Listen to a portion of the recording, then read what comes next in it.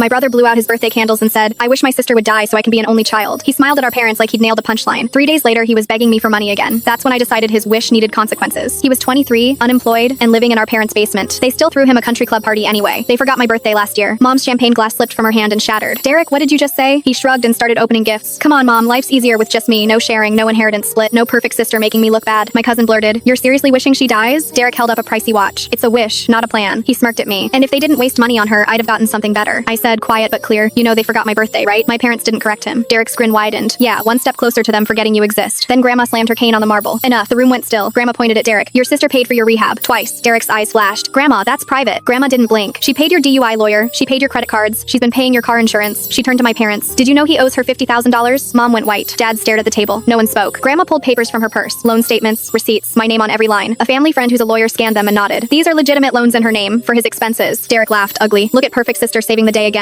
I snapped. "You called me at 3 a.m. crying. You threatened to hurt yourself if I didn't pay." He didn't deny it. Gasps. Derek's face turned red. "That was private." My fiance, Ben, stood up with his phone. I kept the voicemails. 27. He looked at Derek. "You don't get to hide this anymore." Then Ben hit play. First, I heard Derek slurred breathing through the speaker. Next, his voice cracked like a dying battery. Then he said, "Send 5 grand or I'll jump tonight." After that, the room went dead silent. Then Mom started sobbing, loud and messy, right beside me. Derek sprang up and lunged straight for the phone. The lawyer stepped between them and shoved Derek back. Derek stumbled and nearly face planted into his own cake. His hip clipped the table and the cake wobbled. "Sit down," the lawyer said, calm and cold. Phones came out and people started recording. My aunt stood up, chair screeching. "I'm leaving. I won't celebrate someone who wishes death on family." She walked out. Others followed. In minutes, half the party disappeared. The club manager moved us to a small conference room. No music, no laughter, just paperwork and shame. The lawyer tapped the totals. "She's legally responsible. You're not unless you sign a repayment agreement." Derek exploded. "You're ruining my life on my birthday." Ben played another voicemail. Derek calling me stupid, threatening to show up at my job. Dad finally stood up. "Shut your mouth." Derek actually flinched. Dad stared at him. "Is the money real?" Derek couldn't answer. Dad turned to me with wet eyes. "Why didn't you tell us?" I swallowed. "Because every time I tried, he threatened to kill himself." Grandma leaned in. "Treatment and repayment." Dad's voice went flat. "1 week to find a job or you're out." Grandma finished it. "And you're out of my will until you complete treatment and pay back what you stole." Derek's face told me everything. He'd been counting on that inheritance. He'd always had. 3 days later at Grandma's house, Derek signed the repayment contract with a shaking hand. I said one sentence and meant it. "I'm done paying for you." Derek went to a 60-day inpatient program. I didn't visit. I slept through the night for the first time in years. When he got out, he showed up to a family dinner looking smaller and sober. He handed me an envelope. Inside was a check for $500. He didn't ask for anything. He just said, "I'm starting." I still didn't invite him to my wedding. I needed peace more than optics. He sent a card anyway. "I understand. Have a beautiful day. No guilt, no hooks." 6 months after that party, we had Thanksgiving at my place. Derek brought a casserole he actually cooked. My parents remembered my birthday. Grandma watched him like a hawk, but she also smiled. And I realized the real revenge wasn't embarrassing him. It was finally stopping the rescue. I finally chose me. What would you have done in my place? Drop your take in the comments. Be honest.